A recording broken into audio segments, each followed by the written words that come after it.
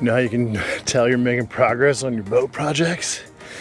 You're taking stuff to the recycling and the trash. Because the stuff that you...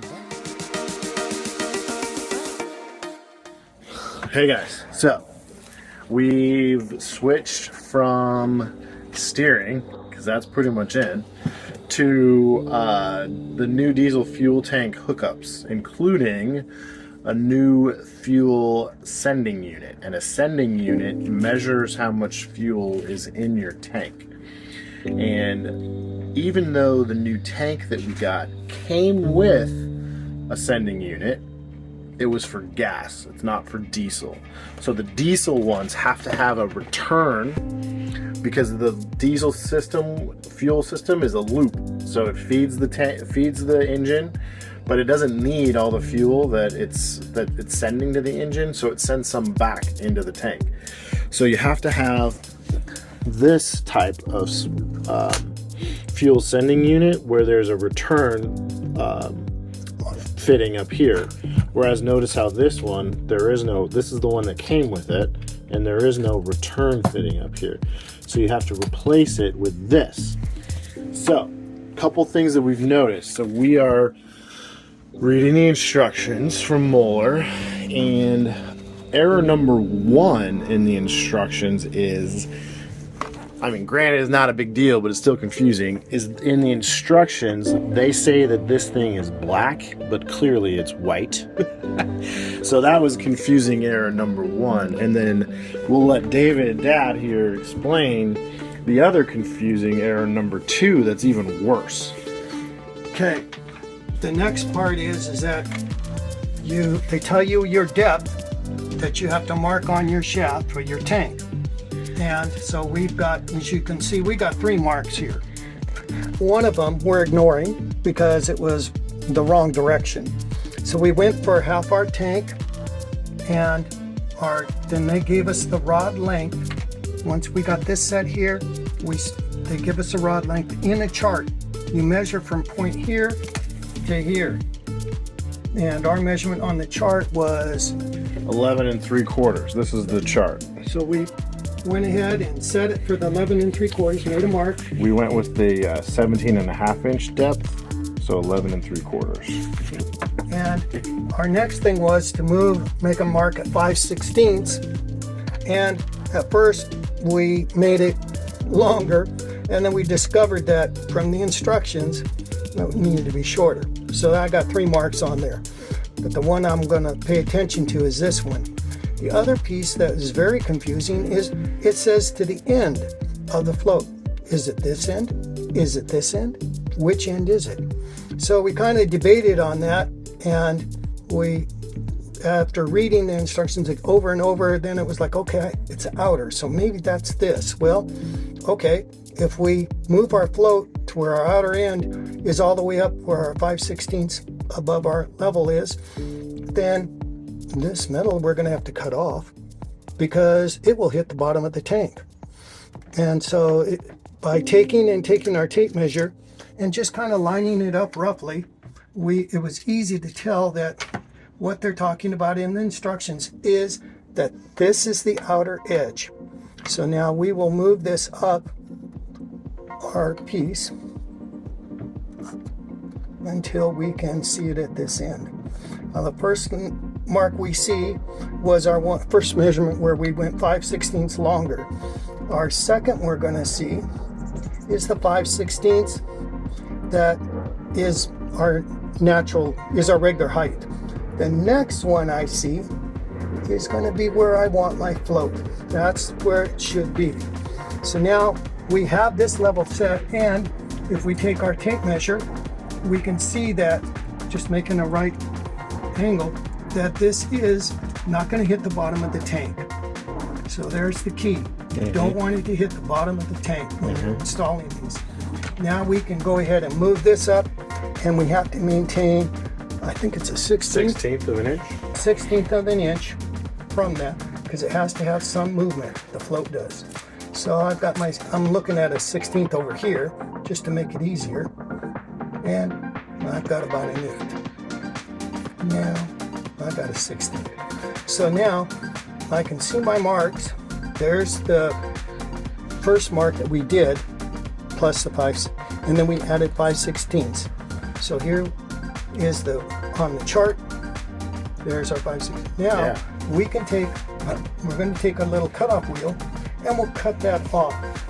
Again, I can see that I am all under my 17 inches. Right. Nothing's going to hit the tank. Good job.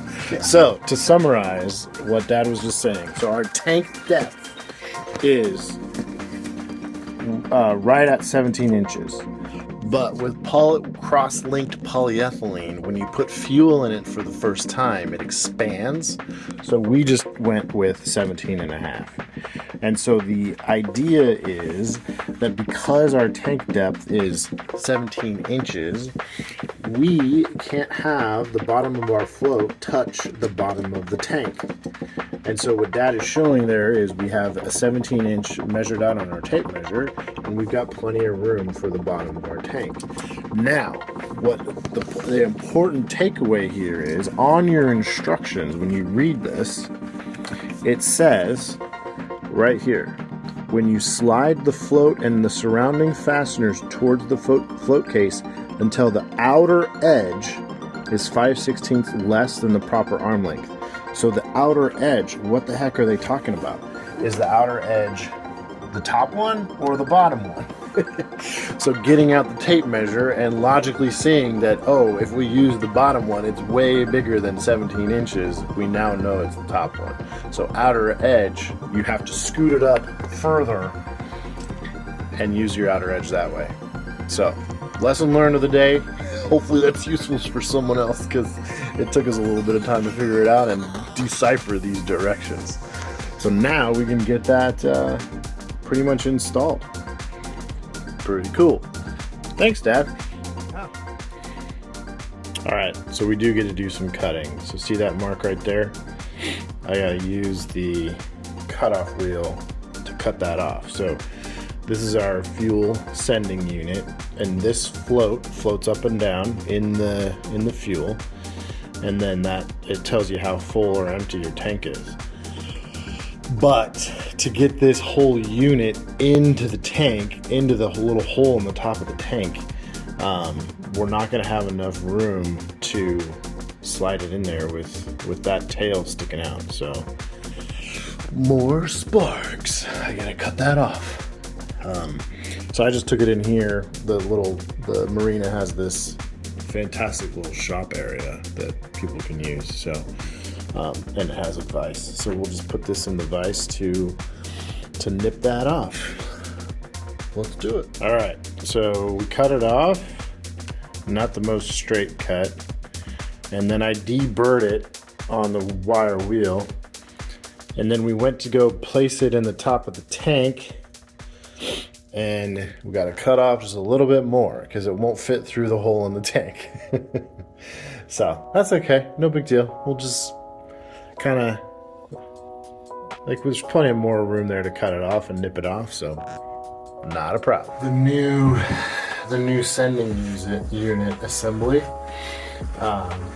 it's too big to fit in the hole, which is so stupid. It's all Moeller Marine, Moeller, Moeller, and so the sending unit that we need with the diesel return, it's too big to fit in the hole. So it's a Moeller tank, it's a Moeller sending unit.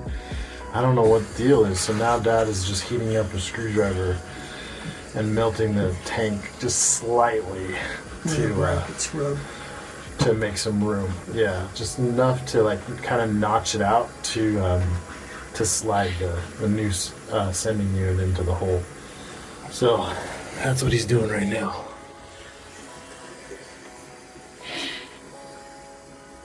Heating it up and then melting the tank just slightly. It doesn't need that much. It's probably like, what do you think, Dad, like a 1/16 an inch? Yeah, if we, in these 3 spots, we should be all right. Yeah. But I just don't want to overheat it. I'd rather Right. do it. So we're just going to take our time. Yeah. And we thought about cutting it or filing it, but then that would just leave plastic shavings in the tank. And you don't want that. You know, we want as clean a diesel fuel and fuel tank as possible.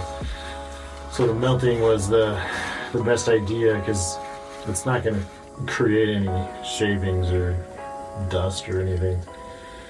So yeah, float projects, right? Like you think you're almost there, and then you kind of have to fabricate something to get to the final install. But I guess that's the way it goes. That smell you smell? A little bit of burnt skin. And hair. Yeah, I didn't pay attention where the flame went, and I stuck my knuckle right in it. It's like, really? Alright, I'm gonna stop filming so Dad can focus and not burn himself. So this part here is what's too big to fit in that hole. So we're gonna give it a go here in just a second.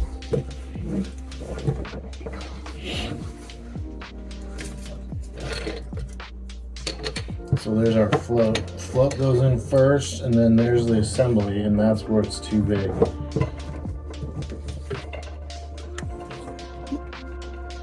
Because we don't want to bend it. No.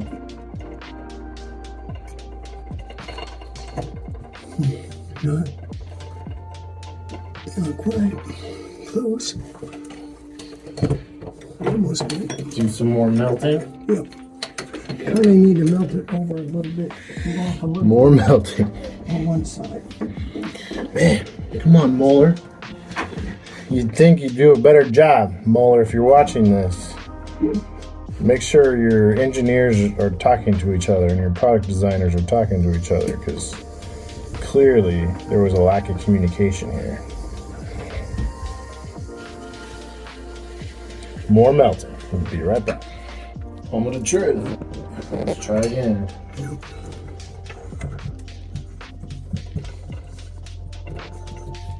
Yes. Did it go in? Yep. It did? And it comes out. One more time. Nice. All right. So And it comes out. now I want to clean the edge. Boy, that's hot. Okay, something else to look out for, Moeller Marine. So on the tank itself, there's threaded nuts that are embedded into the plastic tank. Like they're melted in there. And so those nuts are what you screw on the top of your setting unit to clamp it down in between the gasket and the tank. But those threaded nuts are the wrong thread size as compared to the new hardware that was sent with the new sending unit.